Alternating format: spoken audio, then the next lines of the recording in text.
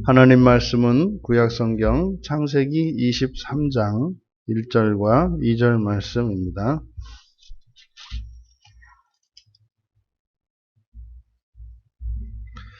우리 같이 한 목소리로 함께 읽겠습니다.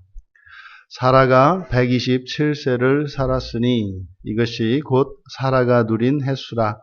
사라가 가나안 땅 헤브론 곧 기럇 아르바에서 죽음에 아브라함이 들어가서 사라를 위하여 슬퍼하며 애통하다가.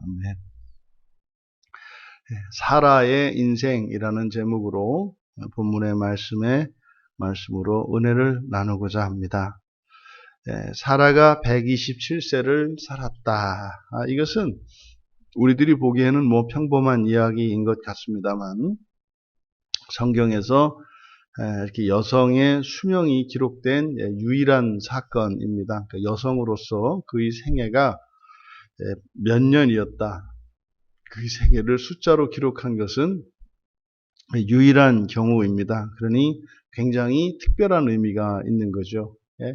이제 90나이에 이삭을 낳았으니 이제 이삭의 나이가 이제 37 되던 해입니다. 그가 이제 127세를 살았다. 그리고 이것이 곧 사라가 누린 횟수다.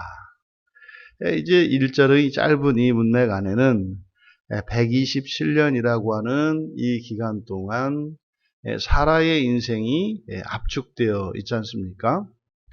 우리가 이제 성경을 통해서 사라에 대해서 알고 있는 내용들, 실제로 이제 이 사라의 등장은 아브라함과의 결혼으로 시작이 됩니다. 그러니까 그녀의 인생은 성경에 소개되어질 때 이제 아브라함과의 결혼으로 시작을 하죠. 그리고 이 사라라고 하는 이 여인이 127년을 살았는데 90에 이삭을 낳기 전까지는 사실상 이 90년을 불임의 여성으로서 살았습니다. 그러니까 아이를 낳지 못하는 여인으로서 살았던 90년의 생애. 더더군다나 고대에 이제 아들을 낳아야만 대접을 받고 최소한의 가장 기본적인 도리가 이제 아들을 낳는 것이었는데 아들은 고사하고 아이의 자식을 낳을 수 없는 여인, 이 여인은 거의 무용지물과 같은, 그래서 보통 이제 이런 여인들을 이제 황무지로 표현을 하기도 한단 말이죠. 근데 그렇게 살았습니다. 그래서 자신의 그 최소한의 그 책임감을 다하기 위해서 어쨌든 자신이 할 수 있는 일이라고는 몸적인 하가를 남편에게 넣어주어서 대를 잇도록 하는, 그래서 이스마엘을 낳게 하는 그런 거였지 않습니까? 그러니 사라의 입장으로서는 사실상 노력을 한 거죠. 최선의 노력을 한 거죠. 근데 그랬을 때 돌아온 것은 사실 몸종 하갈의 무시였습니다. 그러니까 기가 막히고 기구한 인생을 산 여인이에요. 게다가 그뿐입니까? 이제 남편에게 2번이나 이제 거짓말을 강요당했고 또 거기에 자신이 동의를 한 것이면 틀림이 없습니다만 어쨌든 2번씩이나 다른 남자의 아내가 될 뻔했다. 이게 기가 막힌 얘기죠. 이게 남편에 의해서 다른 남자에게 2번씩이나 아내가 될 뻔했다. 여러분 이게 남의 이야기니까 그런가 보다 이렇게 하지, 제가 여자의 입장이어서도 이거는 정말 그 남편에 대한 그 원한 이런 걸 충분히 갖고도 남지 않을까요? 또 여호와께서 그러함에도 불구하고 여호와께서 오셔서 이제 이삭에 대한 약속을 주셨을 때 그걸 또 무시했죠. 그러니까 우리 같으면 또 사실 이렇게 여호와 하나님이 나타나셔서 내가 너에게 내년 이맘때 아이를 주겠다. 그럼 감사합니다. 그렇지 않겠어요? 감사합니다. 그런데 비웃잖아요. 그러니까 이것은 정말 90년 가까이 살았던 그 사라의 인생이 어떠한지, 그러니까요, 하나님한테도 막 가는 거죠. 그러니까 이 기대도 완전히 소망이 바닥난 상태, 그죠? 소망이 완전히 메말라 버린 그런 상태였던 것을 알 수가 있어요. 그렇게 90년 인생을 살았고, 그리고 이제 이삭을 낳고 나서부터야 비로소 이제 어머니로 한 여인으로, 예, 이게 인생을 살았던 여인. 그래서 사례로 살다가 이제 사라로 인생을 마친 여인. 뭐 이렇게 우리가 기록할 수 있을 것 같습니다. 기억할 수 있을 것 같습니다. 그러니까 사라의 인생의 가장 큰 의미, 가장 큰 가치를 뭐냐고 뭐 누군가가 사라에게 인터뷰를 한다면 뭐라고 하겠어요? 이삭이죠. 이삭이죠. 그러니까 이삭을 낳기 전과 이후는 완전히 다른 인생이었습니다. 그러니까 어쩌면 이것이 우리들에게 뭐 사라가 이삭을 임신하였던 그것이나 우리가 예수 그리스도를 믿고 그 믿음을 품고 살아가는 우리네 인생이나 뭐 별반 다르지 않을 것 같습니다. 예, 정말로 제 인생을 돌아보아도 예수 그리스도를 믿기 이전과 그 이후는 정말로 홍해를 넘어온 사건이고, 정말 요단강을 건너온 사건이라는 것을 부인하지 않을 수가 없어요. 그러니까 예수님을 믿기 이전과 그 이후는 완전히 다르거든요. 완전히 다르거든요. 그러니까 마치 불모의 땅이었던, 또 노예와 같았던, 이게 뭐 노릇하지 못했던 그런 인생이었다면, 뭐 거기에도 눈물이 있고 땀이 있고 기쁨과 보람이 있었죠. 하지만 이삭을 낳고 난 그 이후의 삶이라야, 그러니까 아마 사라에게는 그 이전은 기억도 안 날 겁니다. 그렇게 이제 사라의 인생을 우리가 정리해 볼 수 있겠다. 그리고 마찬가지로 그가 살았던 인생의 기간뿐만 아니라 죽은 장소, 사라가 가나안 땅 헤브론 곧 기럇 아르바에서 죽었다. 이것도 이례적입니다. 이것도 이례적입니다. 그러니까 그가 죽은 곳, 장사된 곳을 이렇게 기록하는 것, 이것은 좀처럼 일어나지 않는 일입니다. 근데 지금 우리말 성경에는 잘 나타나 있지 않지만 가나안 땅 헤브론 곧 기럇 아르바에서 이 가나안 땅에서, 그러니까 가나안 땅 안에서, 이 말이 굉장히 강조되어 있습니다. 가나안 땅 안에서, 가나안 땅 안에서. 이것은요, 애굽도 아니고 다른 이방 땅도 아니고 바로 그 약속의 땅인 가나안 땅 안에서 이게 강조되어 있어요. 그러니까 아주 미미한 존재로 대접을 받던 여인으로서 약속의 땅인 가나안 땅 안에서 죽은 그것이 굉장히 사라에게는 영광스럽고 특별한 일처럼 기록하고 있다. 그녀의 전반부, 뭐 실제로 뭐 4분의 3이 거의 비참한 인생으로 살았다면 마지막 4분의 1, 이제 이삭을 낳았던 그 이후의 삶인데, 그리고 그의 죽음, 이것이 사라의 인생을 영광스럽게 했다라고 하는 것을 지금 나타내고 있다. 가나안 땅 안에서. 그래서 우리의 출생이 어떠하냐가 중요한 게 아니라, 출생은요, 언제 태어났든지, 어디에서 태어났든지, 어떤 환경에서 태어났든지, 태어난 건 좋은 겁니다. 그냥 태어난 건 모두 다 좋은 거예요. 태어난 것은 복된 겁니다. 그런데 죽음은 모두 다 그렇지는 않아요. 죽음이 중요합니다. 그래서 우리는요, 잘 죽어야 합니다. 잘 죽어야 합니다. 믿음 안에서, 약속의 땅 안에서 우리가 잘 죽어야 합니다. 또 태어나는 것은 자기가 결정할 수가 없어요. 예. 낳아 보니 낫더라. 뭐 이런 거 아니겠어요? 예. 낳아 보니 나를 낳아놔서 낳는 거 아니에요? 하지만 죽음은 그렇지 않습니다. 예, 살고 죽는 것이 하나님 손에 달려 있습니다만 하나님 손에 달려 있다 하는 그것이 우리의 이 자유의지를 완전히 박탈하는 것은 아니에요. 잘 죽을 수 있습니다. 내가 잘 죽고 싶은데 하나님이 잘못 죽게 하는 그런 죽음은 없습니다. 잘 죽고자 하는 사람 잘 죽을 수 있습니다. 우리가요, 잘 죽을 수 있기를 바랍니다. 그래서 이 죽음이 사라의 죽음과 같이 이렇게 아름답고 영광스러운 그런 죽음이 되기를 바랍니다.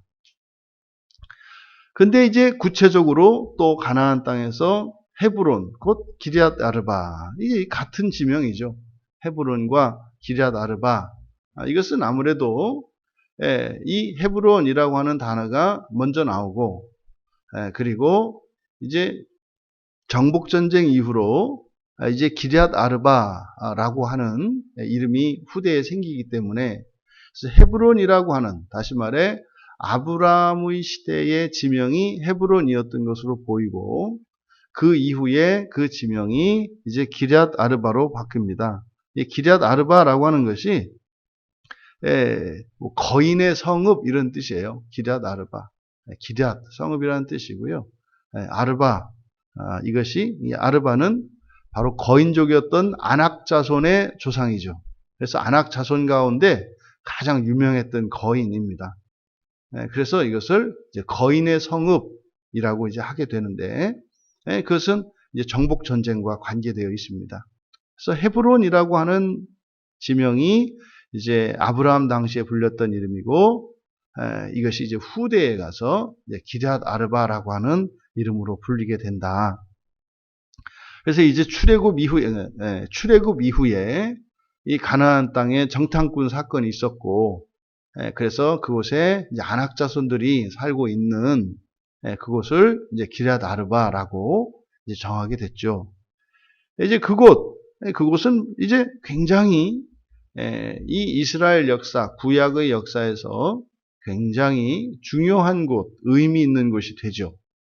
그래서 지금 헤브론에서 사라가 죽어서 여기에 이제 장사가 됩니다만, 뭐 이것은 사라를 시작으로 해서 이후에 족장들이 다 묻힐 장소이죠.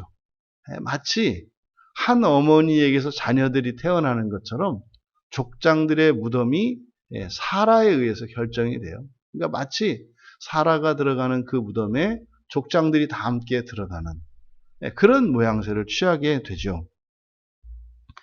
그리고 이제 여기서 이제 우리가 알 수 있는 것은 바로 이 가나안 땅, 이 헤브론 기럇 아르바를 소개하고 있는 것으로 보아 이제 이후에 바로 22장의 끝에 부엘세바에서 거주하다가 그들이 그 이후에 헤브론으로 이주한 것을 여기서 또한 나타내죠.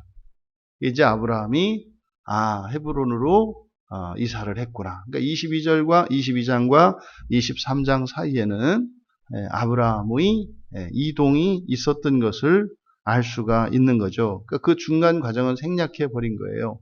왜요? 이 부엘세바에 거주하는 것은 이것은 믿음의 길에서 잠시 멈추고 있는 체류하는 기간이었기 때문에 거기에서는 특별한 의미를 찾지 않고 이제 바로 믿음의 길을 간 것으로 이제 회복된 것으로 이제 정리를 하는 거죠. 그리고 아브라함이 들어가서 사라를 위하여 슬퍼하며 애통했다. 여러분, 뭐 당연한 얘기 같지만 당연하지 않다는 것을 여러분들이 잘 아십니다. 이제 사라가 127세에 죽었을 때 여러분 우리의 인생을 생각해 보라고요. 100살 넘은 노인네들이 아내를 잃었을 때, 남편을 잃었을 때 그렇게 막 슬퍼서 애통해 하던가요? 좀처럼 일어나지 않는 일이에요. 이게 뭐 젊은 나이에 뭐 이렇게 했을 때는 뭐 사랑이 식지 않고 이래서 그러겠습니다만, 뭐 70, 80 되고 뭐 이렇게 했을 때, 근데 지금 여기서 슬퍼서 애통했다라고 하는 것은 그냥 일반적인 슬픔이 아니에요. 굉장히 큰 슬픔을 이야기하거든요. 그러니까 여기서 이 아브라함이 슬퍼할 수 있죠. 슬퍼하죠. 근데 애통했다라고 하는 이 말을 넣은 것은 아브라함이 사라의 죽음에 대해서 일반적이지 않은 특별한 슬픔, 이게 가슴이 저미는 그러한 고통을 동반한 슬픔이었음을 나타내는 겁니다. 그러니까요, 사라에 대한 이 아브라함의 마음이 각별했던 것을 우리가 알 수 있어요. 근데 어쩌면 여러분, 이 아브라함이 슬퍼하며 그렇게 애통해 했는데, 우리가 아브라함의 입장이 되어서 사라를 떠나보내고 난 뒤에 왜 이렇게 아브라함이 아파했을까? 그것은 아마 남편으로서 비겁했던 그 두 번의 사건, 그죠? 그리고 뭐 그뿐입니까? 이제 뭐 하갈 사이에 있었던 일, 또 그 위에 또 후처를 두고 이제 살았으니까 여러 가지 남편으로서 아내에 대한 후회되는 마음, 그리고 자신의 잘못에 대해서 뉘우치는 이런 것들이 아마 작용하지 않았을까, 이렇게 우리가 생각해 볼 수 있습니다. 그러니까 사실 여기서 중요한 것은 아브라함은 사라를 각별히 사랑했던 사람이었다. 그리고 어쩌면 처음보다도 더 사랑이 깊어진 것을 우리가 느낄 수가 있어요. 왜냐하면 그 이전에 사라 생전에 사라를 대하는 아브라함의 태도를 보면 그렇게 남편으로서 뭐 그렇게 각별하고 애틋한 그런 정을 느끼기가 어려웠거든요. 근데 그 이후에 그 사랑이 점점 깊어졌던 것을 우리가 알 수 있어요. 이 사실 신앙 생활에서 특히 지금 아브라함에 대한 기록은 구속사의 중요한 그 믿음의 족장의 시작 아닙니까? 믿음의 조상으로 일컬어지는 아브라함의 이야기. 그런데 그 마지막 사라의 죽음의 장면에 아브라함과 사라라고 하는 이 부부간의 특별한 이 애틋한 그 사랑에 대한 흔적을 남기고 있어요. 그러니까요, 인류의 구속사라고 하는 이 일만큼이나 무엇이 중요하다? 이 부부간의 사랑이 의미 있고 중요하다라고 하는 사실을 우리가 알 수 있어요. 그것을 의도적으로 기록하고 있잖아요.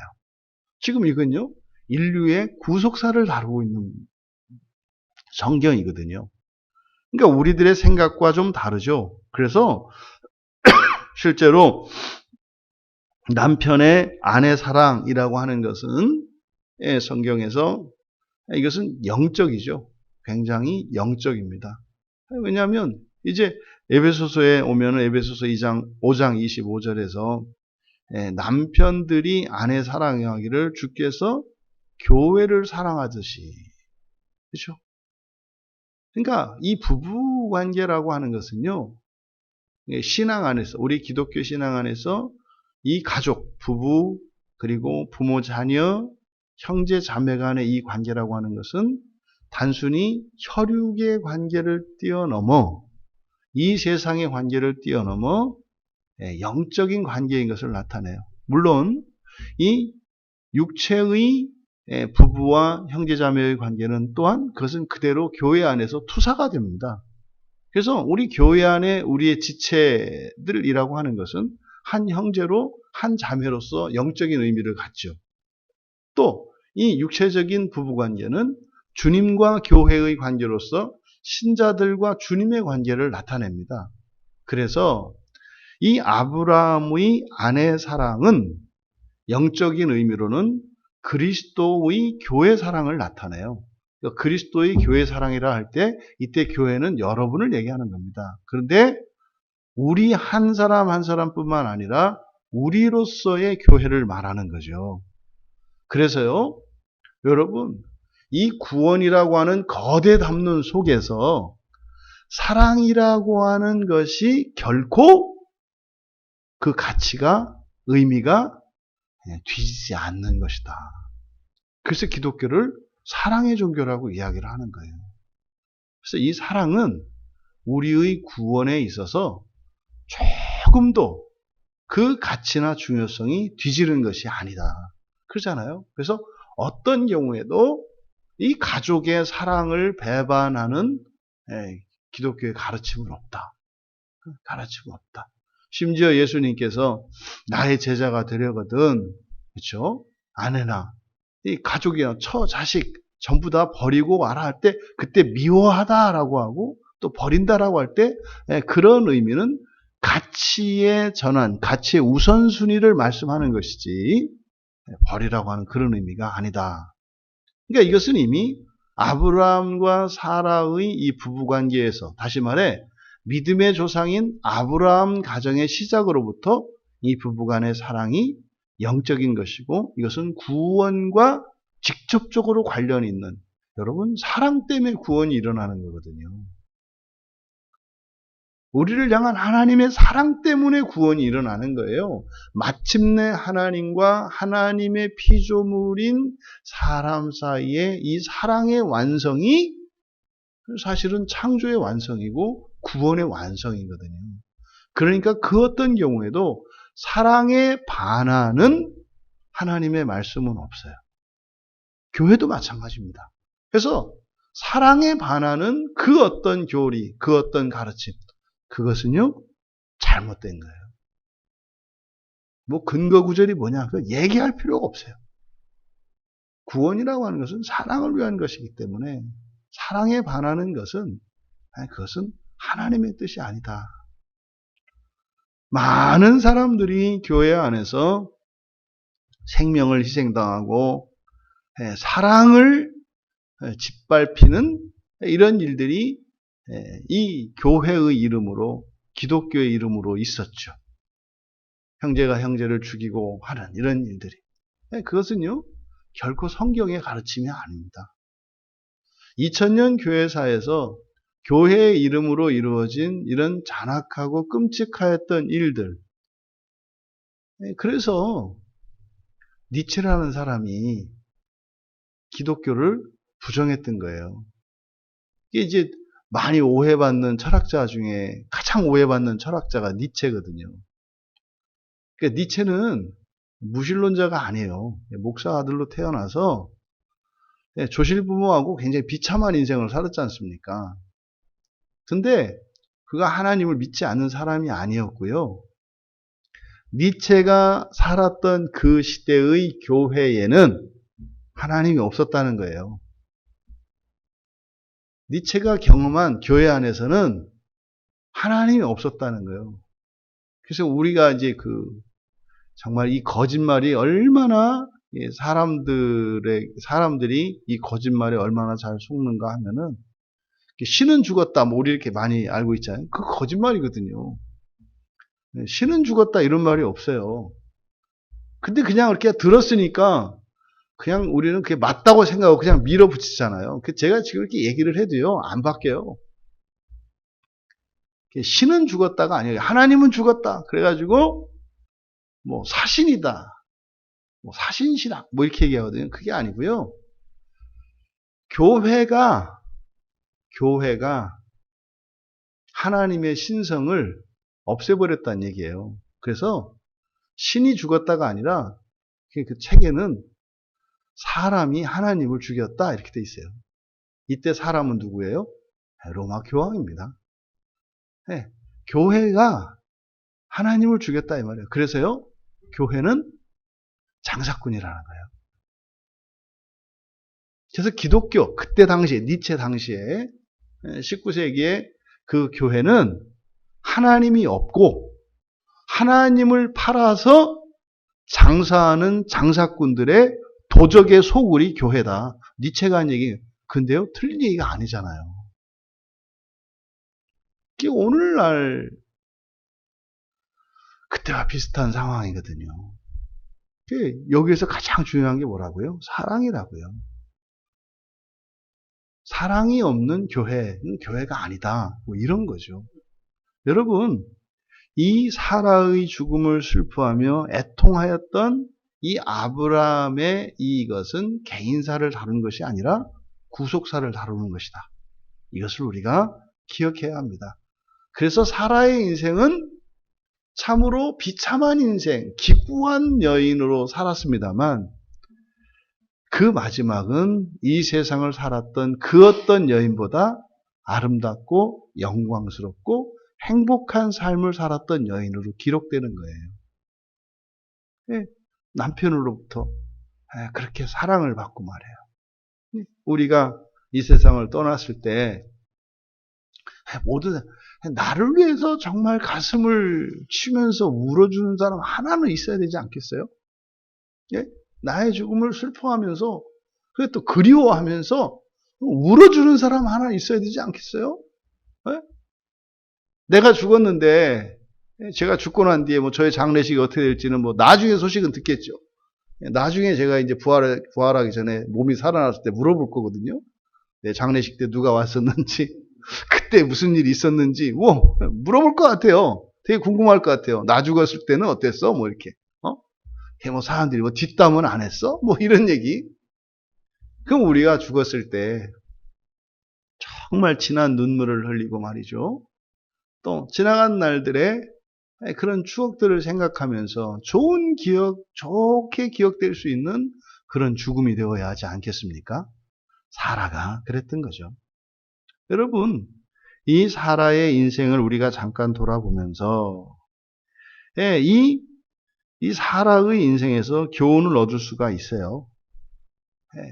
이삭을 낳음으로 그녀의 인생이 달라졌고 또 그때부터 그 여인은 사랑받는 여인이 되었고 또 그 여인은 죽음조차도 가치가 있는 여인이 되었다. 여러분, 이와 같이 이렇게 우리가 이 세상에 살았던 삶이 누군가에게 기억되고 또 사라를 통해서 믿음의 계보가 이어져 가잖아요. 그래서 우리를 통해서 우리의 믿음이 대를 이어가고 또 우리의 죽음이 기억될 수 있는 그런 인생을 살 수 있게 되기를 바랍니다. 그러니 여러분, 하루하루는 사는 겁니다만 사실은 잘 죽기 위해서 사는 거죠. 잘 죽기 위해서. 그래서 오늘 하루도 잘 죽기 위해서 잘 사시기를. 그저 살기 위해서 사는 것이 아니라 잘 죽기 위해서 살아가시는 우리 모두가 되시기를 주님의 이름으로 축원합니다. 존귀하신 하나님, 사라의 127년의 생애를 잠깐 저희들이 함께 그 기억을 되돌아보며 인생의 교훈을 얻었습니다. 이 세상을 태어난 것이 복이요 영광스러우나 저희들의 인생이 최종적으로 판단이 되어지는 것은 저희들의 죽음에 있는 줄 믿습니다. 사라의 인생은 참으로 어렵고 고단하고 힘든 인생이었지만 그녀의 인생이 아름답고 이렇게 찬란하게 빛날 수 있었던 것은 믿음의 자녀를 낳고 또 그 이후로 살았던 그 여인의 그 사랑받는 삶이었음을 우리가 알 수 있었습니다. 저희들 모두의 삶이 그렇게 되기를 원합니다. 예수 그리스도와 함께 살아가는 이 그리스도인으로의 인생이 더욱 사랑하고 사랑받는 인생이 되게 하여 주시고 저희들의 삶이 그 마지막 죽음으로 더욱 아름답고 영광스럽게 하옵소서. 감사하며 예수님의 이름으로 기도하옵나이다.